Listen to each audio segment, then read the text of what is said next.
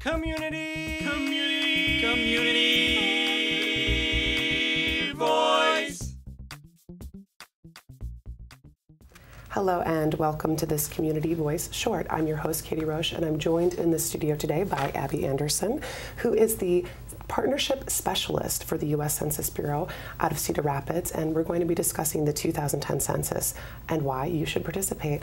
Thanks so much for joining us. Thanks for having me. I first want to have you help explain what the census is, because I think some people kind of have an idea of what it is.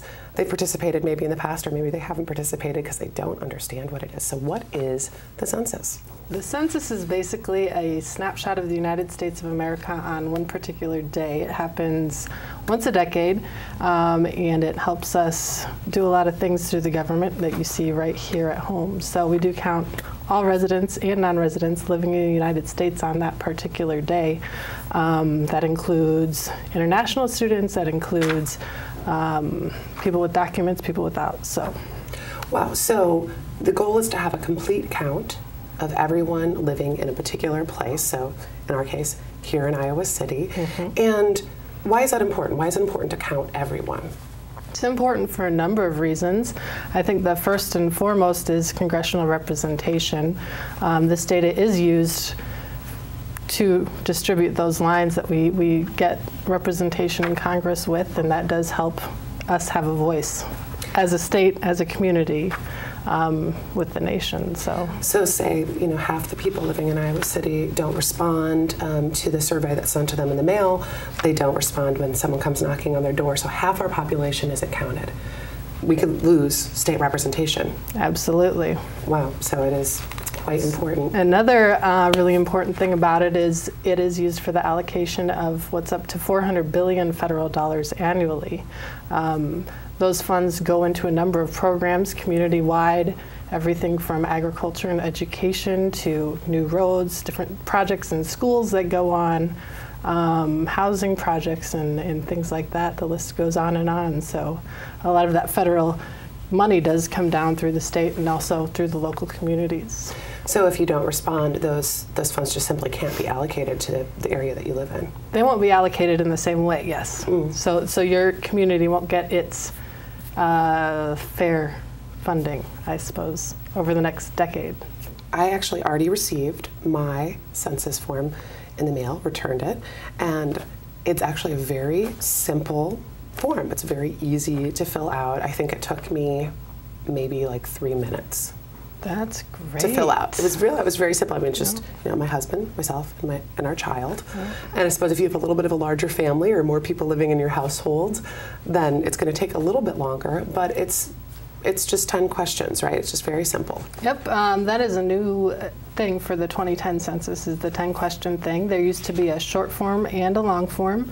The long form asked for a lot more specific information, like what time you leave for work and things like that. I do want to mention that we do have a survey that is ongoing. It's called the American Community Survey, and it is similar to what the long form used to be. And that survey is actually used to get the estimates. So if you ever visit census.gov and use some of that information to write up reports or anything like that, you can get 2007 estimates, I believe, is the last one that came out of that. People are required by the Constitution to fill out both. So there will be a couple of people out there that may receive both forms simultaneously. Oh, okay. So I just received the shorter one, mm-hmm. But I probably won't receive the long one unless I receive them at the same time. Or are they sent out? It's actually ongoing. So that's it's randomly selected residents will get that form. It's similar to, if you can think of jury duty, how people are randomly selected for that. That's sort of the same thing in how they select people to do the American Community Survey. So, but very important data still used. Now, you mentioned that participation in the census is required by the U.S. Constitution, and I think some people have privacy concerns when it comes to filling out that form. Can you just address that concern? Absolutely. I agree there are a lot of issues with people and privacy, and I think one of the reasons why the Census Bureau decided to go to 10 questions was to alleviate some of that so that we could get a better response rate and get a more accurate picture of what our country looked at that particular point in time. We do, under every single Census Bureau employee is a sworn-in census staff, and they do take an oath to keep everything that is collected, everything that comes across their vision, confidential. That is, it's protected by Article 13 of the U.S. Code, so we do want to assure people that everything that we do collect is and will remain completely confidential. We won't share it with any other government agency, and the President himself wouldn't even be able to access any of that personally identifiable information within even that short form. So all the information that's collected is put into form of anonymous data. So you become 30-year-old woman, right, yep. You become a number. A statistic. Okay, that's good and to know. Nothing more. Let's talk a little bit about why it's important here in Iowa City for people to participate in the census. I think, again, going back to just being represented fairly in Congress and then the funding that does come in. Census data is used for all sorts of things, even in the education system. College students, different employers, for example, can use that data to determine where they're going to go to look for new employees and things like that. So it also drives some of the housing markets and things like that. So I think, again, just being counted is very important, and it's very easy this year. So I think with Iowa City, with our floods recently, it's particularly important for people to understand that what the perception of our population is. That data is going to help us allocate funds as well, right, going forward. And they're saying it's not if we flood again, but when we flood again. Right. So this number in 2010 can help determine how funds are allocated going forward when that flood happens again. That's right. So, and any natural disaster you look at, the government looks at that data, so they aren't able to actually allocate any number of funds until they know what they're looking at, and they use that data to determine what they're looking at and